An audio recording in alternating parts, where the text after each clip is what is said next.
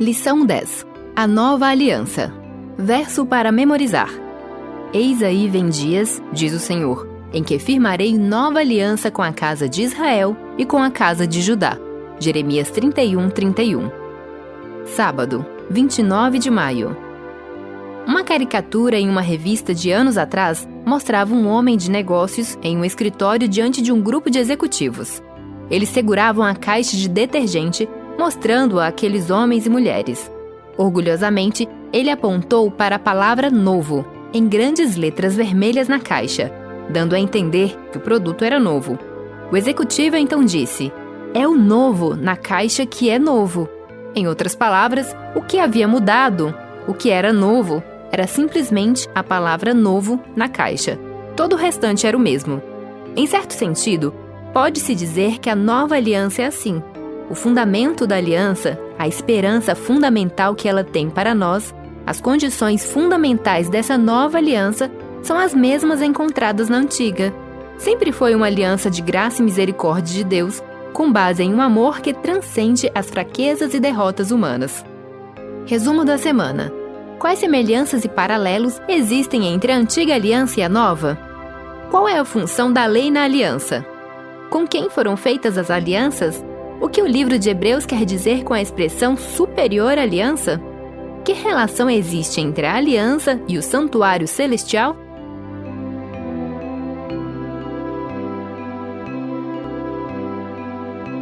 Domingo, 30 de maio. Verso para memorizar. Eis aí vem dias, diz o Senhor, em que firmarei nova aliança com a casa de Israel e com a casa de Judá. Jeremias 31, 31. Eis aí vem dias. Ouça Jeremias 31, 31 a 34. Eis aí vem dias, diz o Senhor, em que firmarei nova aliança com a casa de Israel e com a casa de Judá. Não segundo a aliança que fiz com os seus pais, no dia em que os tomei pela mão para os tirar da terra do Egito, pois eles quebraram a minha aliança, apesar de eu ter sido o seu esposo, diz o Senhor. Porque esta é a aliança que farei com a casa de Israel, depois daqueles dias, diz o Senhor. Na mente lhes imprimirei as minhas leis. Também no seu coração as inscreverei. Eu serei o Deus deles, e eles serão o meu povo. Não ensinará jamais cada um ao seu próximo, nem cada um ao seu irmão, dizendo: Conheça o Senhor. Porque todos me conhecerão, desde o menor até o maior deles, diz o Senhor. Pois perdoarei as suas iniquidades e dos seus pecados. Jamais me lembrarei. Pergunta 1. De acordo com os versos lidos, responda às seguintes perguntas. Quem dá início à aliança? De qual lei o texto trata? Quais versos enfatizam o aspecto relacional que Deus deseja ter com seu povo? Qual ato de Deus em favor de seu povo forma a base dessa relação de aliança? Uma coisa é clara, a nova aliança não é muito diferente da antiga, feita com Israel no Monte Sinai. Na verdade, o problema com a aliança do Sinai não era que fosse velha ou obsoleta. Em vez disso, o problema foi que ela havia sido quebrada. As respostas às perguntas citadas, encontradas nesses 4 versos, provam que muitos aspectos da antiga aliança permanecem na nova. A nova aliança é, em certo sentido, uma aliança renovada. É a conclusão ou o cumprimento da primeira. Ouça Jeremias 31, 34. Não ensinará jamais cada um ao seu próximo, nem cada um ao seu irmão, dizendo: Conheça o Senhor. Porque todos me conhecerão, desde o menor até o maior deles, diz o Senhor. Pois perdoarei as suas iniquidades e dos seus pecados. Jamais me lembrarei. Romanos 2,15. Estes mostram a obra da lei gravada no seu coração, o que é confirmado pela consciência deles e pelos seus pensamentos conflitantes, que às vezes os acusam e às vezes os defendem. Mateus 5, 17 a 28. Não pensem que vim revogar a lei ou os profetas. Não vim para revogar, mas para cumprir. Porque, em verdade lhes digo, Até que o céu e a terra passem, nem um i ou um tio jamais passará da lei, até que tudo se cumpra. Aquele, pois, que desrespeitar um destes mandamentos, ainda que dos menores, e ensinar os outros a fazer o mesmo, será considerado mínimo no reino dos céus. Aquele, porém, que os observar e ensinar, esse será considerado grande no reino dos céus. Porque eu afirmo que se a justiça de vocês não excederem muito a dos escribas e fariseus, jamais entrarão no reino dos céus. Vocês ouviram o que foi dito aos antigos: não mate. E ainda, quem matar estará sujeito a julgamento. Eu, porém, lhes digo que todo aquele que se irar contra o seu irmão estará sujeito a julgamento, e quem insultar o seu irmão estará sujeito a julgamento do tribunal, e quem o chamar de tolo estará sujeito ao inferno de fogo. Portanto, se você estiver trazendo a sua oferta ao altar e lá se lembrar que o seu irmão tem alguma coisa contra você, deixe diante do altar a sua oferta e vá primeiro reconciliar-se com seu irmão. E então, volte e faça a sua oferta. Entre em acordo sem demora com o seu adversário, enquanto você está com ele a caminho, para que o adversário não entregue você ao juiz, o juiz entregue você ao oficial de justiça e você seja jogado na prisão. Em verdade lhes digo que você não sairá dali enquanto não pagar o último centavo. Não cometa adultério. Eu, porém, lhes digo: todo o que olhar para uma mulher com intenção impura já cometeu adultério com ela no seu coração. Ouça Romanos 2,15.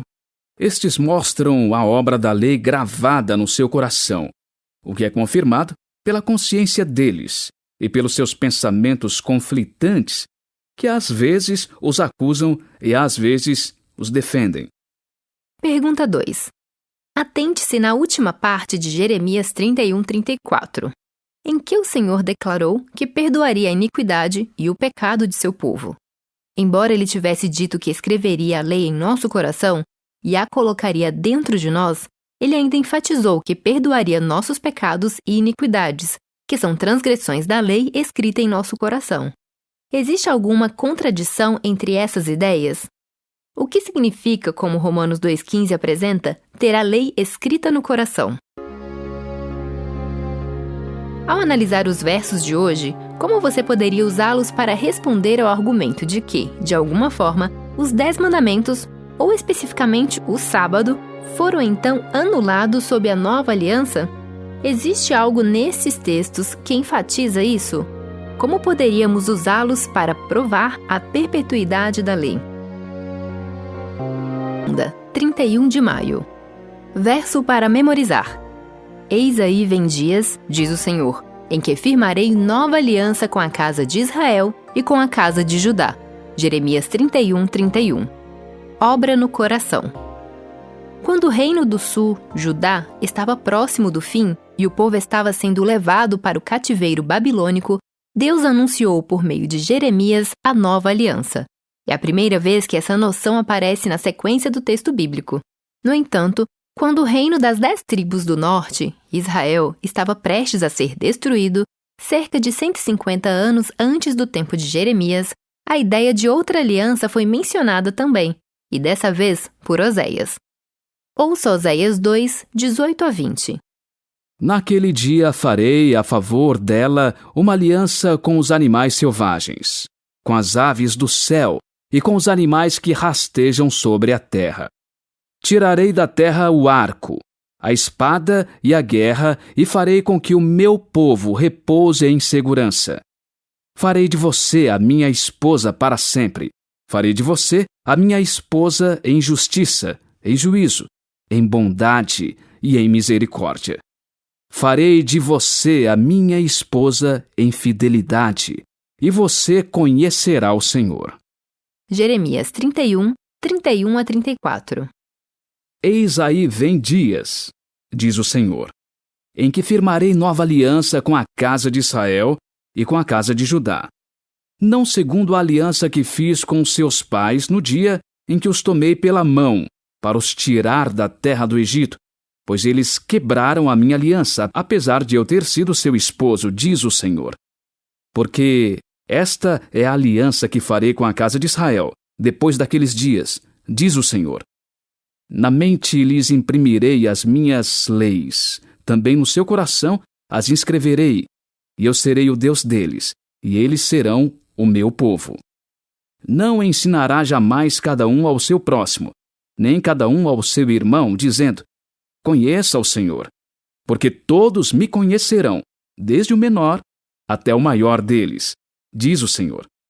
Pois perdoarei as suas iniquidades, e dos seus pecados jamais me lembrarei. Pergunta 3. De acordo com o texto lido de Oséias, observe a semelhança entre o que o Senhor disse ali a seu povo e o que ele disse em Jeremias 31. Que imagem comum é usada? O que essa imagem revela a respeito do significado e da natureza fundamental da aliança? Em momentos da história em que os planos de Deus para o povo da aliança foram prejudicados por sua rebelião e descrença, ele enviou profetas para anunciar que a história de aliança com seu povo fiel não havia chegado ao fim. Não importava quanto o povo tivesse sido infiel, nem sua apostasia, rebelião e desobediência, o Senhor ainda anunciou sua vontade de entrar em aliança com todos os que estivessem dispostos a se arrepender, obedecer e reivindicar suas promessas. Ouça Ezequiel 11:19. Eu lhes darei um só coração, e porei um espírito novo dentro deles. Tirarei deles o coração de pedra, e lhes darei coração de carne. Ezequiel 18:31. Livrem-se de todas as transgressões que vocês cometeram e façam para vocês um coração novo e um espírito novo. Porque vocês haveriam de morrer, ó casa de Israel. Ezequiel 36:26. Eu lhes darei um coração novo, e porei dentro de vocês um espírito novo. Tirarei de vocês o coração de pedra, e lhes darei um coração de carne. Pergunta 4. Embora os textos lidos não mencionem especificamente uma nova aliança, quais elementos encontrados neles refletem os princípios de uma nova aliança? O Senhor dará um coração para que o conheçam, para que saibam que Ele é o Senhor. Ele tirará deles o coração de pedra e lhes dará coração de carne, e dará um coração novo e um espírito novo. Ele também disse: porei dentro de vocês o meu espírito. Essa obra de Deus é o fundamento da nova aliança. Se alguém lhe dissesse: quero um novo coração, quero que a lei seja escrita em mim, quero um coração que conheça o Senhor, mas não sei como obtê-lo, o que você diria a essa pessoa?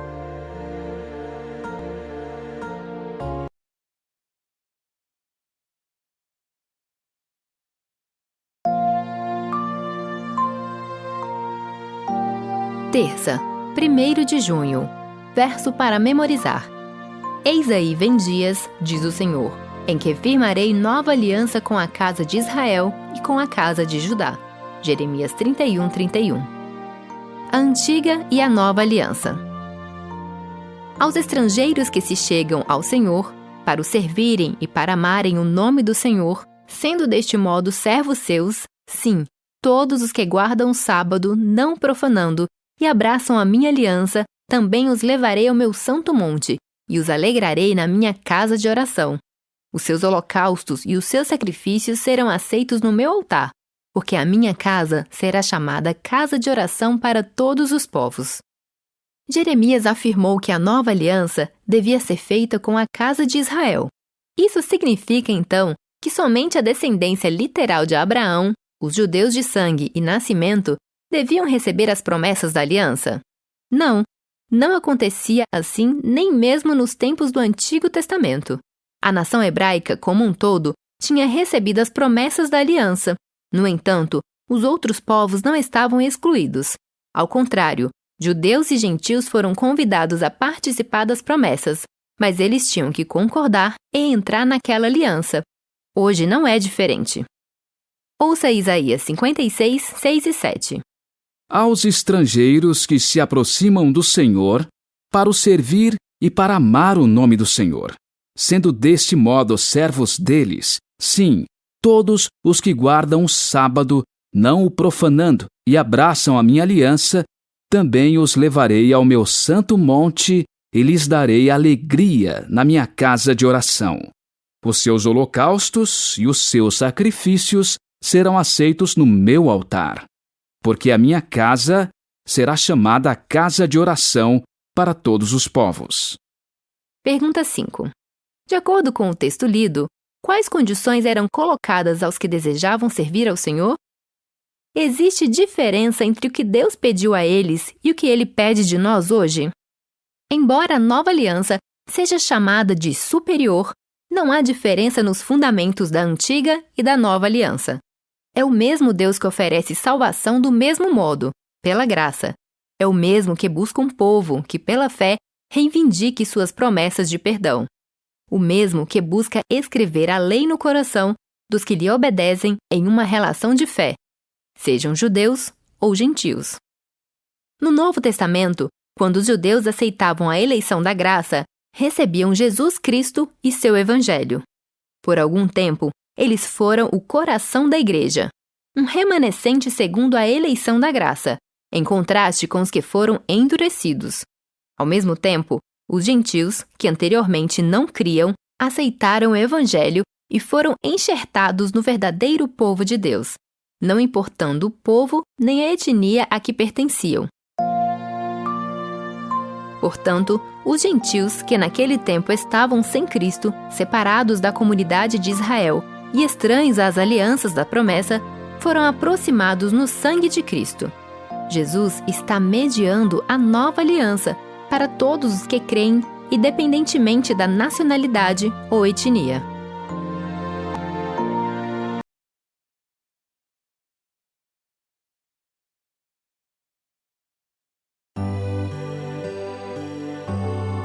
Quarta, 2 de junho. Verso para memorizar. Eis aí vem dias, diz o Senhor, em que firmarei nova aliança com a casa de Israel e com a casa de Judá. Jeremias 31, 31. Uma aliança superior. Vimos que, em relação aos elementos fundamentais, a antiga e a nova aliança são iguais. O ponto principal é a salvação pela fé em um Deus que perdoa nossos pecados, não pelos nossos méritos, mas somente por causa de sua graça. Como resultado desse perdão, entramos em um relacionamento com Ele no qual nos rendemos em fé e obediência. No entanto, o livro de Hebreus chama a nova aliança de superior aliança. Mas o que isso significa? Em que sentido uma aliança é superior à outra? Ouça Hebreus 8, 7 e 8. Porque se aquela primeira aliança tivesse sido sem defeito, de maneira alguma estaria sendo buscado lugar para uma segunda aliança. E de fato, repreendendo-os, diz: Eis aí vem dias, diz o Senhor, e firmarei nova aliança com a casa de Israel e com a casa de Judá. Pergunta 6. Qual era o problema com a antiga aliança? O problema da antiga aliança não era a aliança em si, mas o fracasso do povo em aceitá-la pela fé. A superioridade da nova aliança sobre a antiga é que Jesus, que havia sido revelado por meio dos sacrifícios de animais na antiga aliança, foi apresentado na nova aliança por meio da realidade de sua morte e ministério sacerdotal. Em outras palavras, a salvação oferecida na antiga aliança é a mesma oferecida na nova. Contudo, na nova há uma revelação maior e mais completa do Deus da aliança e do amor que Ele tem pela humanidade caída. É superior no sentido de que tudo que havia sido ensinado por meio de símbolos e tipos no Antigo Testamento teve cumprimento em Jesus, cuja vida sem pecado, morte e ministério sumo sacerdotal foram simbolizados no serviço do santuário terrestre. Agora, em vez de símbolos, tipos e exemplos, temos o próprio Jesus, não apenas como o cordeiro imolado que derramou seu sangue pelos nossos pecados, mas que permanece como o sumo sacerdote no céu, ministrando em nosso favor. Embora a salvação oferecida seja a mesma, essa revelação mais completa de si mesmo e da salvação encontrada nele, conforme revelada na nova aliança, torna a nova aliança superior à antiga. Ouça Hebreus 8, 5. Estes ministram em figura e sombra das coisas celestiais, assim como Moisés foi divinamente instruído quando estava para construir o tabernáculo. Pois Deus disse: tenha cuidado para fazer tudo de acordo com o modelo que foi mostrado a você no monte. Hebreus 10, 1. Ora, visto que a lei é apenas uma sombra dos bens vindouros, não a imagem real das coisas, nunca consegue aperfeiçoar aqueles que se aproximam de Deus com os mesmos sacrifícios que, ano após ano, continuamente, eles oferecem. Pergunta 7. De acordo com os textos lidos, que palavra o autor usou para descrever os rituais do santuário na antiga aliança? Como o uso dessa palavra mostra a superioridade da nova aliança? O conhecimento da vida, da morte e do ministério sumo sacerdotal de Cristo em nosso favor nos dá uma melhor compreensão de Deus do que obteríamos como ritual de sacrifícios de animais.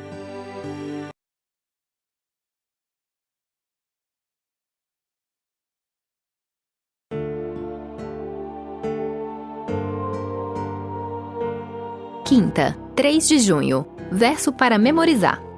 Eis aí vem dias, diz o Senhor, em que firmarei nova aliança com a casa de Israel e com a casa de Judá. Jeremias 31, 31. O sacerdote da nova aliança. O livro de Hebreus enfatiza Jesus como o sumo sacerdote no santuário celestial e apresenta a exposição mais clara do Novo Testamento sobre a nova aliança. Isso não é coincidência. O ministério celestial de Cristo está intrinsecamente ligado às promessas da nova aliança. O serviço do santuário do Antigo Testamento era o meio pelo qual eram ensinadas as verdades da antiga aliança. A ênfase desse serviço eram os sacrifícios e a mediação.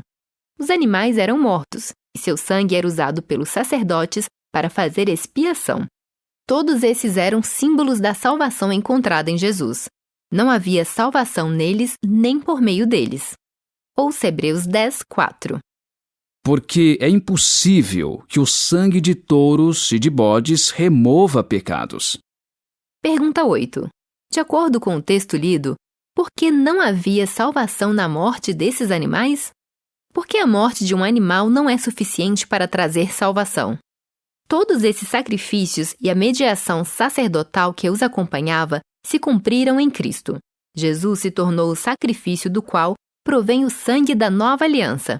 O sangue do Salvador confirmou a nova aliança, tornando antiga ou nula a aliança sinaítica e seus sacrifícios.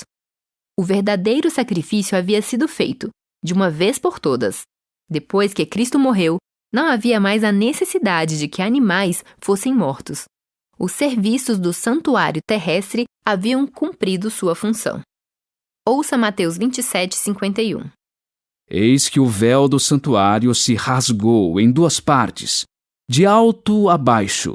A terra tremeu e as rochas se partiram. Pergunta 9. O texto lido conta que o véu do santuário terrestre se rasgou quando Jesus morreu. Esse evento nos ajuda a compreender por que o santuário terrestre foi revogado? O ministério sacerdotal, realizado pelos levitas que ofereciam e mediavam sacrifícios no santuário terrestre em favor do povo, estava ligado aos sacrifícios de animais. Uma vez que os sacrifícios terminaram, seu ministério não mais era necessário. Tudo se cumpriu em Jesus, que ministra seu próprio sangue no santuário celestial. O livro de Hebreus mostra que Cristo entrou no santuário celestial após derramar seu sangue e intercede por nós. Esse é o fundamento da esperança e da promessa da nova aliança. Como você se sente ao entender que Jesus está ministrando seu sangue no céu em seu favor? Quanta confiança e segurança isso lhe dá a respeito da salvação.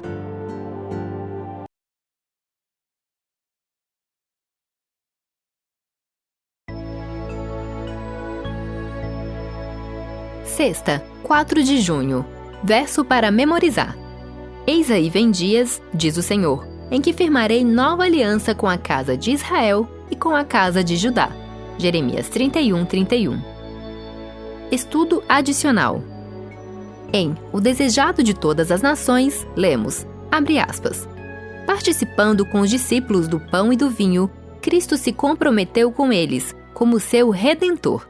Entregou-lhes a nova aliança, pela qual todos os que o recebem se tornam filhos de Deus e co-herdeiros com Cristo. Por essa aliança, pertencia-lhes toda a bênção que o céu podia conceder para esta vida e a futura. Esse ato de aliança seria confirmado com o sangue de Cristo, e a ministração da ceia conservaria diante de cada discípulo um infinito sacrifício feito por eles individualmente, como parte do grande todo da humanidade caída. Fecha aspas. Em A Maravilhosa Graça de Deus, lemos, abre aspas, o aspecto mais significativo desta aliança de paz é a abundante riqueza da misericórdia perdoadora expressa ao pecador se ele se arrepender e se desviar de seus pecados. O Espírito Santo descreve o Evangelho como salvação por meio da terna misericórdia de nosso Deus. Para com as suas iniquidades, usarei de misericórdia, o Senhor declara a respeito dos que se arrependem, e dos seus pecados jamais me lembrarei. Não se afasta Deus da justiça ao mostrar misericórdia para com o pecador? Não, Deus não pode desonrar sua lei, tolerando que ela seja transgredida impunemente. Sob a nova aliança, perfeita obediência é a condição de vida. Se o pecador se arrepende e confessa seus pecados, achará perdão. Pelo sacrifício de Cristo em seu favor, é-lhe assegurado perdão. Cristo satisfaz as reivindicações da lei para cada pecador arrependido e crente. Fecha aspas. Perguntas para consideração. Qual é a vantagem de ter a lei escrita no coração e não apenas em tábuas de pedra? É mais fácil esquecer a lei escrita na pedra ou no coração? Temos salvação somente por meio de Jesus. Embora a revelação dessa verdade tenha variado na história. As alianças funcionam de igual modo? O que Ellen White quis dizer com perfeita obediência como requisito da aliança? Quem é o único que prestou perfeita obediência? Essa obediência é atribuída a nós? Resumo. A nova aliança é uma revelação maior, mais completa e superior do plano da redenção. Participamos dela pela fé que se expressa em obediência à lei escrita no coração.